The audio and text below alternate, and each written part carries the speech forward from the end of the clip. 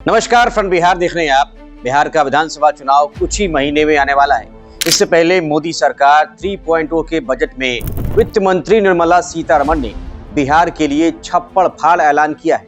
वित्त मंत्री ने राज्य के किसानों के लिए मखाना बोर्ड का गठन किया है। पटना एयरपोर्ट का विस्तार करने की घोषणा की है। पटना IIT को और भी बड़ा किया जाएगा। शनिवार 1 फरवरी के दिन यानी आज वित्त मंत्री निर्मला सीतारमण जब बजट पेश करने आई तो उनके पोशाक से ही संकेत मिल गया था कि बिहार को कुछ बम्पर मिलने वाला है। वित्त मंत्री ने जो साड़ी पहनी थी, पद्मश्री पुरस्कार से सम्मानित हस्तकला विशेषज्ञ दुलारी देवी ने उसे बुना था। इस साड़ी में मधुबनी पेंटिंग की झलक देखने को मिल रही थी। वित्त मंत्री ने बिहार में मखाना की खेती कर रहे किसानों के लिए मखाना बोर्ड बनाने का ऐलान किया है। मखाना बोर्ड के गठन से बिहार के किसानों को मखाने की खेती में मदद मिलेगी। इससे उनकी आय बढ़ेगी और रोजगार के नए अवसर पैदा हो सकते हैं।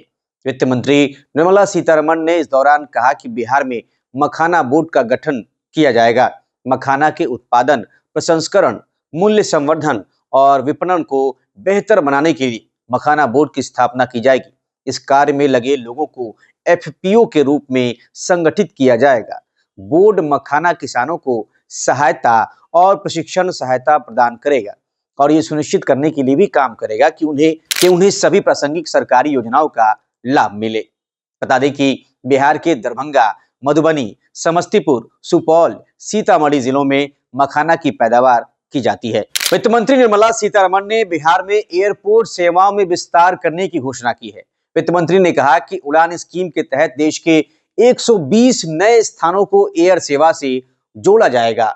वित्त मंत्री बिहार में विमान सेवाओं के विस्तार के लिए ग्रीन फील्ड एयरपोर्ट बनाने की घोषणा की है। इसके अलावा निर्मला सीतारमण ने पटना एयरपोर्ट की क्षमता में व्यापक विस्तार करने की भी घोषणा कर दी है। इसके अलावा बिहटा में ब्राउन फील्ड एयरपोर्ट बनाया जाएगा। JDU ने केंद्र सरकार से बिहार में एयरपोर्ट की मांग की थी। बिहार में शिक्षा के क्षेत्र में एक बड़ा ऐलान करते हुए वित्त मंत्री निर्मला सीतारमण ने घोषणा की है कि IIT की क्षमता विस्तार करने की दिशा में पटना में भारतीय प्रौद्योगिकी संस्थान यानी IIT की क्षमता बढ़ाई जाएगी। इसके तहत देश में 5 IIT में अतिरिक्त 6,500 छात्रों को समायोजित करने के लिए बुनियादी ढांचे को जोड़ना शामिल है। वित्त मंत्री बिहार में राष्ट्रीय खाद्य प्रौद्योगिकी, उद्यमिता और प्रबंधन संस्थान की स्थापना करने की घोषणा की है।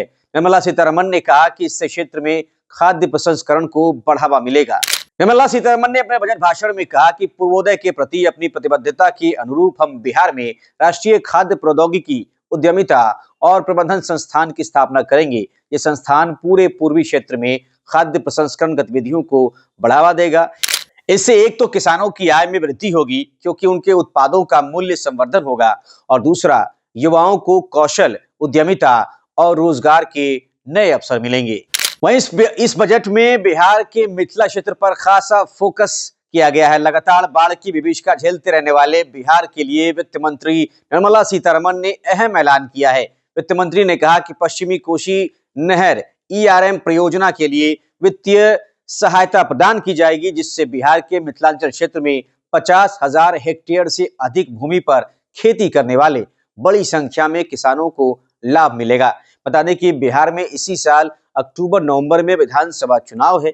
बिहार में BJP और नीतीश कुमार की पार्टी JDU के साथ सत्ता चल रही है। नीतीश कुमार ने केंद्र की NDA सरकार को भी अपना समर्थन दे रखा है और इसी साल चुनाव भी होने वाले हैं।